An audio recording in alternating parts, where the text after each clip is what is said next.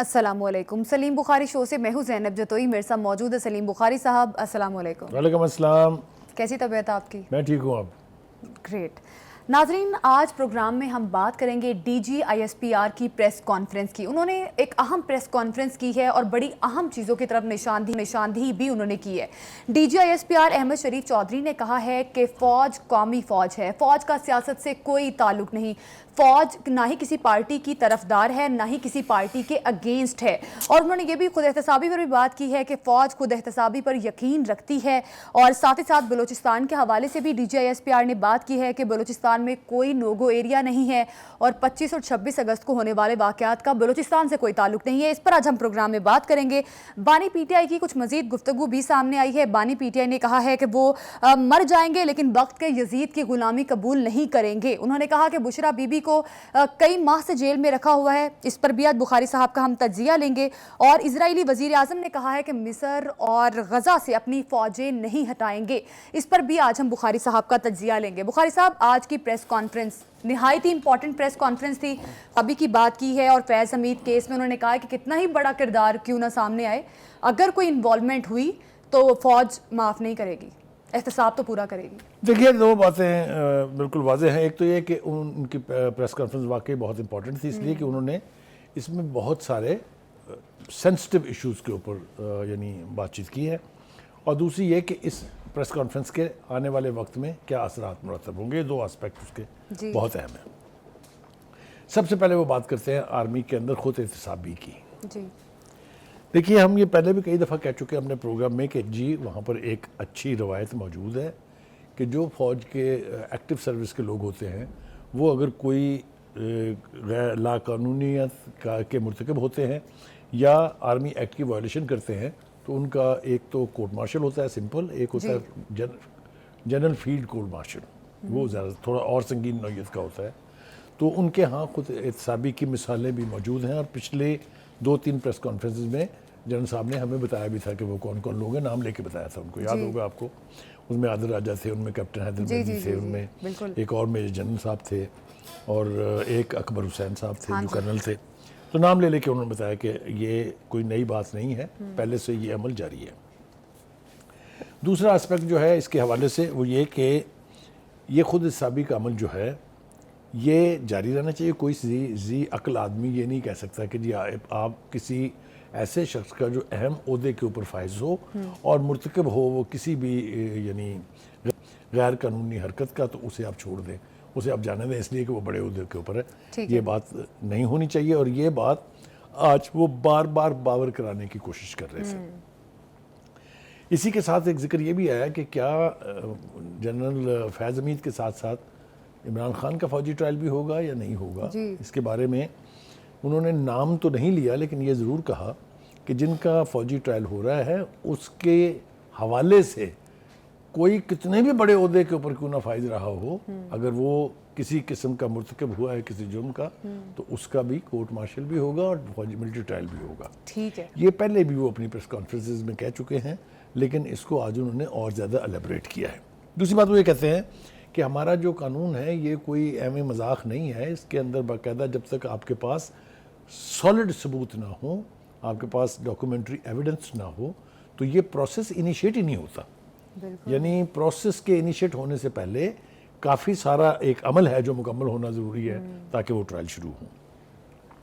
مگر جو سب سے امپورٹنٹ بات ہے اس میں وہ انہوں نے یہ کہا کہ چلیے جی ہمارے ہاں تو یہ روایت موجود ہے، باقی کے اداروں کو بھی تھوڑی شرم چاہیے، وہ خیال چاہیے، ان کو بھی چاہیے کہ یہ خود احتسابی کا عمل جو ہے اس کو اپنے اداروں پر بھی لاگو کریں.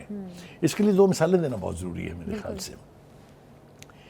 ہمارے سپریم کورٹ کے لاہور اسلام آباد ہائی کورٹ کے ایک جسٹس ہیں طارق جہانگیر صاحب. ان کی ڈگری کے جعلی ہونے کی بازگشت ہم نے سنی، بہت لوگوں نے اس کے اوپر یعنی ٹاک شوز میں بڑا ذکر چلا، میڈیا کے اندر بہت وہ امپورٹنٹ رہا. لیکن عجیب و غریب بات ہے، ہونا تو یہ چاہیے تھا کہ جو ہی یہ الزام لگا تھا کہ جی ان کی ڈگری جو ہے وہ جعلی ہے تو ان کو چاہیے تھا کہ وہ بینچ سے خود ہی علیحدہ ہو جاتے کہ میں اب اس بینچ میں نہیں بیٹھتا ہوں جب تک یہ طے نہ ہو جائے کہ ڈگری جعلی ہے یا نہیں ہے. مگر بجائے اس کے ہوا کیا؟ ہوا یہ کہ جو فیصلہ کراچی یونیورسٹی نے کیا تھا کہ یہ ڈگری جعلی ہے اس کو سندھ ہائی کورٹ نے اٹھا کے پھینک دیا. مگر شکر یہ ہے کہ بات کو ختم نہیں کیا بلکہ متعلقہ فریقین جو ہے ان کو نوٹس بھی دیا ہے. ہم توقع کریں گے کہ اس کو اس کے منطقی انجام تک پہنچنا چاہیے. اگر ڈگری جعلی ہے تو اس کا جو بھی مرتکب ہے اس کو کوئی نہ کوئی سزا ضرور ملنی چاہیے. اس کا ایک دوسری بات میں آپ کو کہوں کہ دوسری طرف ہم دیکھتے ہیں کہ جنرل باجوہ صاحب کے بھائی تھے جو یہاں سے لندن چلے گئے تھے. لندن میں انہوں نے برطانوی شہریت لے لی اور اس کے باوجود وہ پی آئی اے میں بھرتی ہو گئے اور ان کی ڈگری کے بھی جعلی ہونے کی بات ہو رہی ہے کہ جن کا سرٹیفکیٹ جو ہے وہ ایف اے کا وہ جعلی تھا. تو ان کو مجبور کر کے استعفیٰ لے لیا گیا ان کو, تو ان کی بھی چھٹی ہونے والی ہے. تو یہ دو متضاد میں نے مثالیں اس لیے بیان کر دی ہیں کہ جب D G I S P R احتساب کی بات کر رہے ہیں فوج کے اندر, تو باقی ادارے جو ہیں وہ چاہے عدلیہ ہے, چاہے بیوروکریسی ہے, چاہے پارلیمنٹ ہے, وہاں بھی خود احتسابی کا عمل ان لیٹر اینڈ اسپرٹ جاری ہونا. اچھا بخاری صاحب, ایک چیز یہ بھی آج کی پریس کانفرنس میں ہم نے دیکھی اور جو مجھے لگتا ہے کہیں نہ کہیں خوشائن بھی ہے کہ فوج بار بار اس چیز کو باور کروا رہی ہے عوام کو کہ فوج کا سیاست سے کوئی تعلق نہیں, ہمارا کسی پارٹی سے کوئی, نہ تو ہم کسی پارٹی کے مخالف ہیں نہ کسی کے طرفدار ہے. تو میرا خیال ہے یہ بھی کلیئرٹی اب لوگوں کو ہو جانی چاہیے. دیکھیے گزارش یہ ہے کہ جنرل شریف بات کر رہے ہیں اس وقت کی فوجی قیادت کی. جی. تو I think nobody should have any doubt کہ اگر وہ یہ کہہ رہے ہیں کہ ہم غیر سیاسی ہیں تو we take them on their words. ٹھیک ہے. لیکن this is not applicable to all times in the past also. بہت سے لوگوں نے ایڈونچرزم کیا ہوا ہے, اس کا اب یہاں پر تذکرہ شاید ضروری نہیں ہے. لیکن اگر وہ یہ کہہ رہے ہیں کہ اس وقت جو فوجی قیادت ہے وہ کسی قسم کی سیاست سے دور ہے, تو میرے خیال سے we should take them on their words. کیونکہ وہ یہ کہہ رہے ہیں کہ ہمارا کام جو ہے وہ سیاست کرنا نہیں ہے بلکہ سیاسی جو قیادت ہو, جو obviously منتخب قیادت ہو, جو پارلیمنٹ ہے, ان کے ساتھ ہم کھڑے ہوں گے کیونکہ یہ ہماری ذمہ داری ہے. انہوں نے اس حوالے سے بھی کہا کہ جو D G I S I ہوتا ہے وہ بھی پرائم منسٹر کے ماتحت ہوتا ہے. تو یہ بات بھی اپنی جگہ اس حد تک درست ضرور ہے کہ فوج کو یہ تاثر نہیں بلکہ اس کو یقینی بنانا ہوگا کہ وہ کسی قسم کی پولیٹیکل ٹلٹس یا پولیٹیکل لیننگز میں انوالو نہیں ہے. ٹھیک ہے جی, یہ ہو گیا. لیکن ایک بات اور جو میں عرض کرنا چاہتا ہوں وہ یہ ہے کہ ان کا دوسرا سب سے بڑا امپورٹنٹ سبجیکٹ جو تھا وہ تھا دہشت گردی کے حوالے سے. انہوں نے ایک تو بڑی لمبی چوڑی تفصیل پیش کی ہے کہ جی کتنے آپریشن ہو چکے ہیں اب تک جو آل انفارمیشن بیسڈ تھے, ہوا میں نہیں تھے. جب کوئی فوجی یہ کہتا ہے کہ یہ information based, intelligence based operation تھا, that means the operation is actual and based on solid information. ٹھیک. اس میں انہوں نے یہ بھی بتایا کہ کتنے جو خوارج, اب یہ نئی ایک اصطلاح انہوں نے کر دی ہے, فتنہ الخوارج جو ہیں, اس کے کتنے دہشت گرد جو ہیں ان کو ہلاک کیا گیا, کتنے جوانوں نے جام شہادت نوش کیا. یہ پوری ساری تفصیل انہوں نے بیان کر دی ہے. اب ایک شارٹ بریک لیتے ہیں, اسٹے ود اس.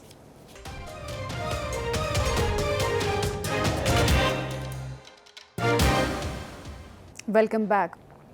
اور انہوں نے کہا یہ عمل جو ہے یہ ہر صورت میں جاری رہے گا, اس پر کوئی کمپرومائز نہیں کھائیں گے. اور انٹرسٹنگ بات یہ ہے کہ انہوں نے ایک 4 پوائنٹ اسٹریٹجی کی تھوڑی وضاحت کی ہے.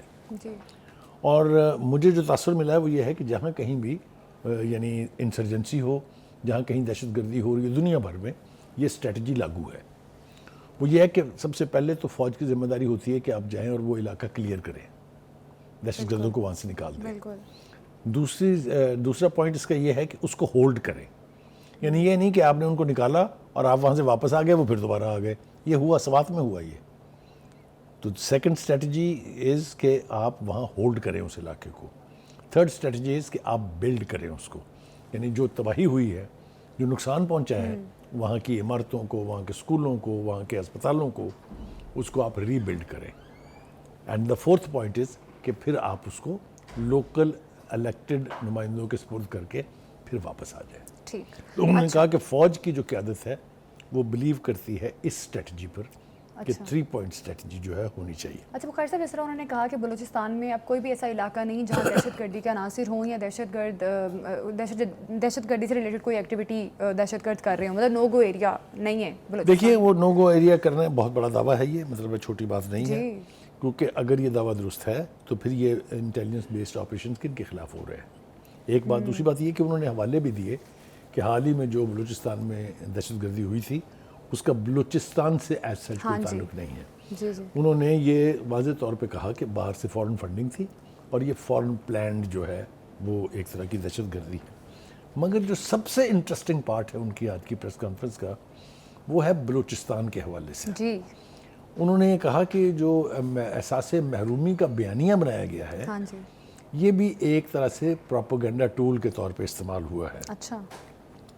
انہوں نے ایک لمبی چوڑی تفصیل پیش کی ہے. انہوں نے کہا کہ دیکھیے بڑے ہائی پوزیشنز کے اوپر بلوچ جو ہے وہ کام کرتے ہیں.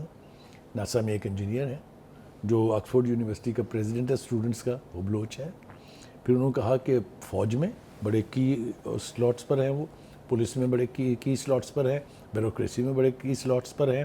پھر انہوں نے ہمیں بتایا کہ کتنی فنڈنگ جو ہے مرکز ان کو کرتا ہے, مرکز ان کو کس کس جگہ سپورٹ کرتا ہے, کیا ان کا جو بجٹ ہے اس کا 70% جو ہے وہ یعنی فیڈریشن دیتی ہے. پھر انہوں نے کہا کہ جناب 17 چیف منسٹر وہاں رہے ہیں, وہ 17 کے 17 بلوچ تھے. جو یہ کہنا ہے کہ جناب یہ پتہ نہیں کون آ کے حکومت کر رہے ہیں بلوچستان پہ, جو پروپیگنڈا کیا جاتا ہے یہ غلط ہے. پھر انہوں نے کہا کہ پرائم منسٹر رہے ہیں بلوچستان سے. یہ ساری باتیں ان کی درست ہیں. ان کا کہنا یہ ہے کہ آپ اس پروپیگنڈے میں آ کے جو ایک تاثر ابھرتا ہے کہ جناب وہاں تو پتہ نہیں صرف کوئی ریاستی جبر ہو رہا ہے یا وہاں فوج قابض ہے. انہوں نے تو یہ بھی ہمیں بتایا کہ بلوچستان میں 13 کیڈٹ کالجز ہیں. بخاری صاحب یہ تو بات میں یہ کیڈٹ کالجز والی بات میں دیکھیے کیڈٹ کالج کا مین جو لوگ وہاں ایجوکیٹ ہو رہے ہیں بچے, انہوں نے الٹیمیٹلی فوج میں آنا ہے. اس کا مطلب یہ ہے کہ even the army is open to bring in Baloch. جس طرح پنجاب میں کیڈٹ کالجز ہیں, جس طرح کے پی کے میں کیڈٹ کالجز ہیں, جس طرح سندھ میں پٹارو ہے. تو کہنے کا مطلب یہ ہے کہ وہ کہتے ہیں کہ کسی قسم کا یعنی جس کو آپ کہیں کہ سوکیانہ سلوک یا کوئی یعنی ستیلی ماں والا سلوک ان کے ساتھ نہیں ہو رہا ہے, یہ تاثر غلط ہے. ٹھیک ہے. اچھا بلوچستان کے لوگ بخاری صاحب اکثر کہتے ہیں کہ ہمیں ہمارے حقوق نہیں دیے جا رہے, مسنگ پرسنز والا معاملہ آپ کے سامنے ہی ہے. تو سیاستدان بھی یہ کہتے ہیں کہ ہمیں ہماری اتھارٹی دی جائے. فضل الرحمان نے بھی ابھی جو کل پرسوں کی ان کی کانفرنس تھی خطاب کیا انہوں نے, تو انہوں نے یہی کہا کہ بلوچستان کے حالات کہیں نہ کہیں خراب شاید اس وجہ سے ہیں کہ معاملات جو ہیں سیاستدانوں کے پاس نہیں ہیں. پھر ابھی جو ریسنٹلی اختر مینگل نے ریزرویشن دیا, انہوں نے ریزرویشنز دی. تو بخاری صاحب پھر اس کا مطلب ہے کہ یہ جو سیاستدان کہہ رہے ہیں پھر اس کا مطلب ہے غلط کہہ رہے ہیں. دیکھیے مسنگ پرسن کے حوالے سے ہم نے اپنے پروگراموں میں اکثر بات چیت کی ہے. ابھی حال ہی میں کچھ حوالے آئے ہیں کہ وہ جن کی بہنیں پلے کارڈ اٹھا کے احتجاج کر رہی ہوتی ہیں وہ دہشت گرد آپریشن میں مارے جاتے ہیں. بالکل چند لوگوں کا تو آپ کے سامنے انوالومنٹ ہے. یہ آپ کو مثال ہی دینی ہوتی ہے نا. تو یہ 3-4 واقعات ہو چکے ہیں کہ جن کو مسنگ پرسن قرار دے کے مظاہرے کیے جا رہے تھے بلوچستان میں, اسلام آباد کلب پریس کلب کے سامنے بیٹھ کے. وہ مختلف یعنی جو اینٹی ٹیررسٹ آپریشن تھے ان میں.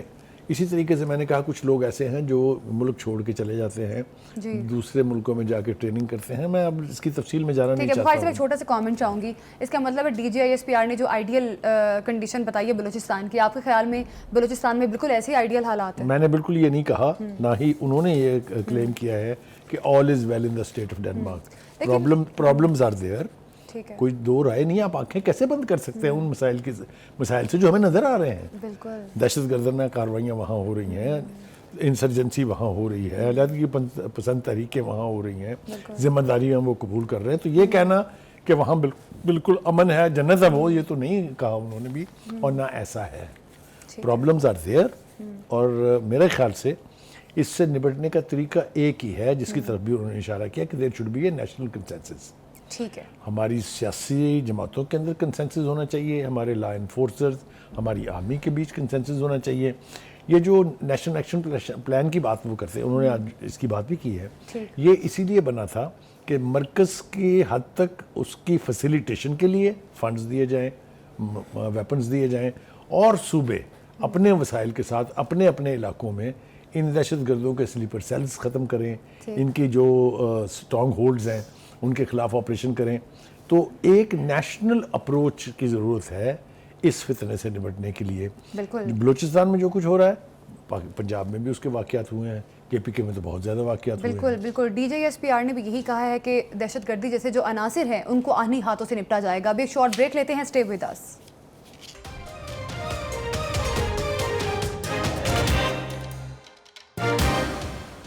Welcome back. بانی پی ٹی آئی نے کہا ہے کہ ملک انقلاب کی طرف جا رہا ہے. بخاری صاحب, بانی پی ٹی آئی کی جو یہ نئی گفتگو سامنے آئی ہے صحافیوں سے, انہوں نے کہا کہ ملک انقلاب کی طرف جا رہا ہے اور 8 فروری کے خاموش انقلاب سے انہیں سمجھ جانا چاہیے کہ انقلاب آ چکا ہے. کیا کہیں گے آپ؟ دیکھیں, وہ مرضی کے مالک ہیں, جو بھی چاہیں وہ کہہ سکتے ہیں, لیکن وہ جو 8 فروری کے الیکشنز کو کہہ رہے ہیں کہ اس سے انقلاب کی ابتدا ہو گئی ہے, تو میرے خیال سے تھوڑا سا ان کی یادداشت کو فریش کرتے ہیں. وہ 2018 کا جو الیکشن تھا نا, اصل میں انقلاب تو وہاں سے شروع ہوا تھا نا, جب پروجیکٹ عمران جو ہے اس کو لانچ کرنے کے لیے دھاندلی نہیں دھاندلا کیا گیا تھا 2018 کے الیکشن میں. جس طرح کی بدترین دھاندلی اس الیکشن میں ہوئی ہے, اس کی پاکستان کی تاریخ میں بھی مثال نہیں ملتی, اور میرا خیال ہے کہ دنیا کے کسی بھی ملک میں جو جہاں انتخاب ہوتے ہیں وہاں اس طرح کی دھاندلی نہیں ہوتی. یہ وہ دھاندلی کرنے والے ہیں نا, فیض حمید صاحب جو ہے اس پر بیٹھ کے بھگت رہے ہیں سب کچھ. ایک تو بات یہ ہے. دوسری بات یہ ہے کہ انہوں نے یہ بھی کہا ہے کہ میں یزید کی غلامی نہیں کروں گا, جیل میں مر جاؤں گا. تو وہ سب کچھ تو بتا دیا, انہوں نے یزید نہیں بتایا کون ہے. تو تھوڑا سا خیال کرنا چاہیے ان کو بات کرتے ہوئے. وقت کا یزید کون ہے یا تو بتا دیں, ضرورت ہے آپ کے اندر تو پھر نام لے دیں ان کا. ایک دوسری بات یہ ہے کہ وہ جو بھی کہتے ہیں نا, جو ان کے فالوورز ہیں, آپ میرا اشارہ سمجھ نہیں کن کی طرف ہے, وہ جو بھی کہتے ہیں وہ ان کی بات کو آنکھیں بند کر کے مان لیتے ہیں. اور نہ صرف یہ کہ ان کی کلابازیوں کو کے ساتھ ایڈجسٹ کرتے ہیں, بلکہ اس کو جسٹیفائی کرنے کے لیے بھی زمین آسمان کے کلابے ملاتے ہیں. اچھا, اس کی میں ایک اور مثال آپ کو دوں. سائفر کے معاملے پر جس کا ذکر بھی کیا آج انہوں نے کتنی پوزیشنز بدلی ہیں, میرے خیال سے آپ جیسے انٹیلیجنٹ خاتون کو تو یاد ہونی چاہیے. پہلے انہوں نے کہا امریکہ نے میری حکومت گرا دی, پھر انہوں نے کہا باجوہ نے گرا دی, پھر انہوں نے کہا محسن نقوی نے گرا دی. یہ بیک اینڈ فورتھ جاتے رہے, اور ان کے جو فالوورز ہیں وہ آنکھیں بند کر کے ان کے بیانات جو ہیں اس کو مانتے رہے ہیں. وہ تو دعا دیں اسلام آباد ہائی کورٹ کو جس نے سائفر میں ان کی عزت بچا لی ہے یا ان کو سزا سے بچا لیا ہے, کیونکہ وہاں جو بھی مقدمہ ان کو جاتا ہے وہ اٹھا کے ردی کی ٹوکری میں پھینک دیتے ہیں. اینی اگلی بات آپ نے کہی بلوچستان کے حوالے سے, KPK میں حالات بہت اچھے ہیں اور بلوچستان جتنے برے نہیں ہیں. تو میں میرے خیال سے ان کے ایک اتحادی کو کوٹ کر دوں اگر آپ اجازت دیں مجھے, مولانا فضل الرحمان صاحب, جن کے ساتھ مل کے وہ تحریک تحفظ آئین چلانے والے تھے. وہ یہ کہتے ہیں کہ بلوچستان اور KPK دونوں میں گورنمنٹ کی ریٹ نہیں ہے, اور وہ یہ کہتے ہیں کہ وہاں پر مسلح لوگ سر عام بھتے لے رہے ہیں. تو مزید کسی تفصیل کی ضرورت ہے یا میں بیان کروں؟ تھوڑا سا اور بیان کر دیتا ہوں. وہاں دیکھیے گورنر اور چیف منسٹر کے بیچ کیا چل رہا ہے. جی, سب کے سامنے. ٹھیک ہے, وہ تو گورنر صاحب تو اب کہہ رہے ہیں کہ یہ اتنی حالت پتلی ہے PTI کی KPK میں کہ یہ ووٹ آف کانفیڈنس بھی نہیں لے سکتے. اور یہ بات میں ان کی اس لیے ماننے کے لیے تھوڑا سا آمادہ ہوں کہ آپ نے دیکھا پارٹی کے اندر کیا ہو رہا ہے. وزراء کس طرح استعفے دے رہے ہیں, کس طرح وزراء کو نکالا جا رہا ہے, کیونکہ گنڈا پور صاحب کی ریٹ وہاں کمپرومائزڈ ہے. اگر ختم نہیں ہے تو یقینی طور پر لارجلی کمپرومائزڈ ہے.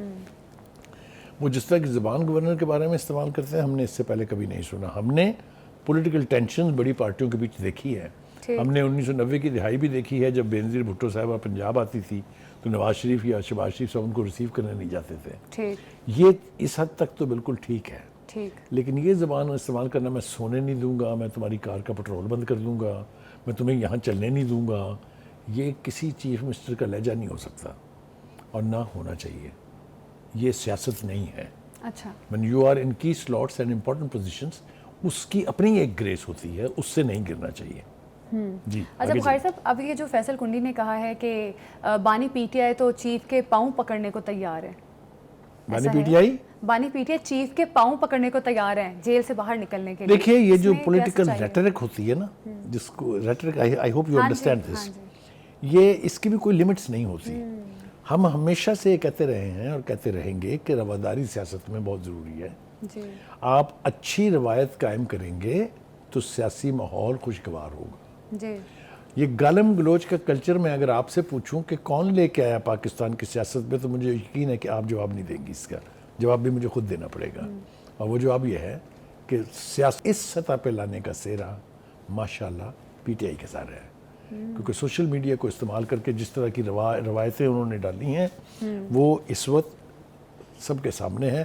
میرا خیال ہے اس کے اوپر اس سے زیادہ ہم بات نہ کریں تو ٹھیک ہے. دوسرا انہوں نے کہا کہ جناب اختر مینگل جو ہے بالکل درست کہہ رہا ہے اور یہ بہت خطرناک ہو رہا ہے. ہاں جی. یہ اختر مینگل صاحب آپ کے الائز تھے، اگر آپ کو یاد ہو، چھوڑ کے کیوں چلے گئے تھے؟ تو اس کا مطلب ہے آپ نے بھی وہی کچھ کیا تھا جو اس وقت کی حکومت کر رہی ہے. یا آپ بھی اس وقت غلط تھے اور اب بھی غلط ہو رہا ہے، یا آپ اس وقت ٹھیک تھے تو اب بھی ٹھیک ہو رہا ہے. تو یہ بیک اینڈ فورتھ جانے والی جو روایت ہے نا، اس کو بھی کہیں نہ کہیں اس کی پکڑ ہونی چاہیے. ٹھیک ہے. اب جلسے پہ بھی کہہ رہے ہیں کہ جلسہ ہر صورت ہوگا. اب جلسہ ہوگا، پی ٹی آئی کا تیاریاں تو مکمل کر لی ہے. دیکھیے گزارش یہ ہے کہ ہم نے اپنے پروگرام میں کہا تھا، مجھے اچھی طرح سے یاد ہے، اپنی بات دہرانی چاہیے اور ماننی چاہیے. میں نے کہا تھا کہ حکومت یہ جلسہ نہیں ہونے دے گی. تو آدھی بات تو میری سچ ہو گئی، کیونکہ اب یہ جلسہ اسلام آباد میں نہیں ہو رہا ہے، اسلام آباد سے باہر چلا گیا ہے. بالکل بالکل. آپ نے اور اسلام آباد سے باہر جلسے کا اور اسلام آباد کے اندر جلسے کا دو مختلف امپیکٹ ہیں. ٹھیک ہے جی. ایک اور بات جو میں کہنا چاہتا ہوں وہ یہ کہ جہاں وہ کہتے ہیں نا دیر از اے بلیسنگ ان ڈسگائز، اس تمام تر ٹینشن کے باوجود، اس تمام تر پولرائزیشن کے باوجود دو اچھی باتیں ہوئی ہیں. ایک تو نیشنل اسمبلی کے اسپیکر کے کمرے میں پی ٹی آئی اور نون لیگ کی میٹنگ ہوئی ہے، جن میں دونوں طرف کے سینئر لیڈر موجود تھے. انہوں نے ایک تو اے پی سی بلانے کے اوپر اتفاق کیا ہے، ہاں جی، بلوچستان کے حوالے سے، اور دوسری جو ہے وہ یہ کہ مینگل صاحب کو منانے کے لیے مشترکہ وفد جو ہے نون لیگ کا اور پی ٹی آئی کا تشکیل پائے گا تاکہ ان کو منایا جا سکے. دس از پالیٹکس. اس طرح ہونی چاہیے سیاست، تاکہ جو ایشوز ہیں نیشن جو کنفرنٹ کر رہی ہے، جو ملک کو درپیش ہیں، ان کے لیے جوائنٹ اسٹریٹجیز بنانی چاہیے. That is what politics is all about. یہ جو حزب اختلاف اور حزب یعنی ٹریجری بینچز ہیں، یہ ایک دوسرے کے خلاف تلواریں تالنے کا نام نہیں ہے. یہ ایک دوسرے کے ساتھ ڈیبیٹ کر کے عوام کے مسائل کو حل کرنے کے لیے ہوتا ہے. ہمارے ہاں یہ غلط روایت پڑ گئی ہوئی ہے کہ we start calling names. Calling names is not politics. Do you agree? بالکل. تو یہ ہے صورتحال. دوسری بات یہ ہے کہ اب کے پی کے میں جو گورنر صاحب کی اور وزیر اعلیٰ صاحب کی ٹھنی ہوئی ہے، اللہ کرے یہ اپنے منطقی انجام کو پہنچنے کے سے پہلے دونوں طرفین جو ہیں وہ بیٹر سینس کا مظاہرہ کریں. مانی پی ٹی آئی کو بھی چاہیے کہ وہ اپنے چیف منسٹر کی زبان کو لگام دیں، اور زرداری صاحب کو بھی چاہیے کہ وہ گورنر کو کہیں کہ اگر ان کو توفیق نہیں ہے تو کم از کم وہ اپنے مراتبے کا ضرور خیال کریں. بالکل. بانی پی ٹی آئی کہہ رہے ہیں کہ بلوچستان میں کرائسس بڑھتا جا رہا ہے. میرا خیال ہے ایسی سچویشن اور جو صورتحال کے پی میں بن رہی ہے، کے پی میں کرائسس بڑھتا ہوا زیادہ نظر آ رہا ہے ہمیں.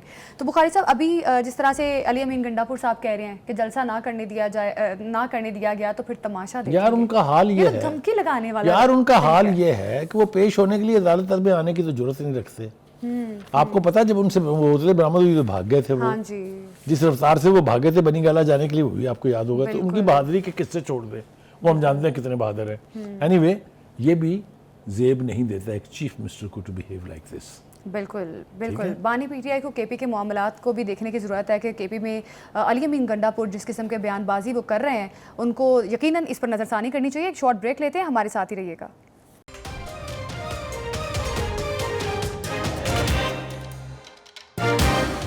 Welcome back. اسرائیلی وزیر اعظم کی ہٹ درمی جو ہے وہ برقرار ہے.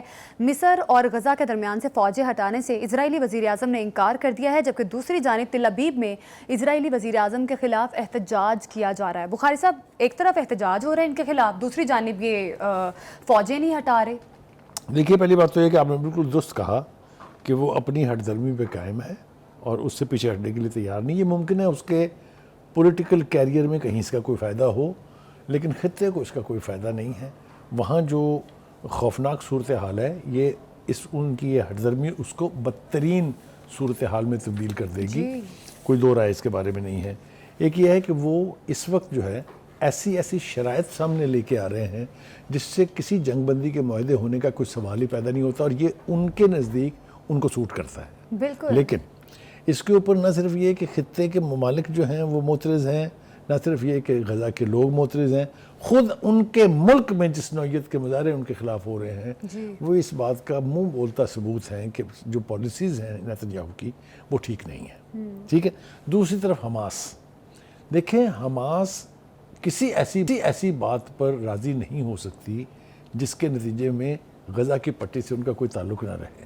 جی غزہ فلسطینیوں کا ہے, غزہ میں فلسطینیوں کو رہنے کا حق حاصل ہے, انہیں واپس آ کے اپنی وہ تباہ شدہ گھروں کو دوبارہ تعمیر کرنے کا حق حاصل ہے. یونائٹڈ نیشن کا مینڈیٹ بھی یہی کہتا ہے, اس کا چارٹر بھی یہی کہتا ہے. بالکل.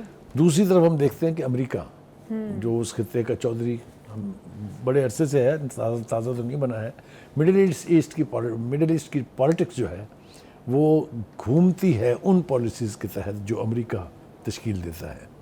لہٰذا ان کی خواہش یہ ہے کہ نیتن یاہو صاحب ناراض بھی نہ ہوں, نیتن یاہو کی جو صہیونیت کا مائنڈ سیٹ ہے اس کو ذوف بھی نہ پہنچے, اور کوئی صورتحال ایسی پیدا ہو جائے وہاں جس کے نتیجے میں وہاں جنگ بندی ہو جائے اور کوئی راستہ نکل آئے دونوں فریقین کے لیے.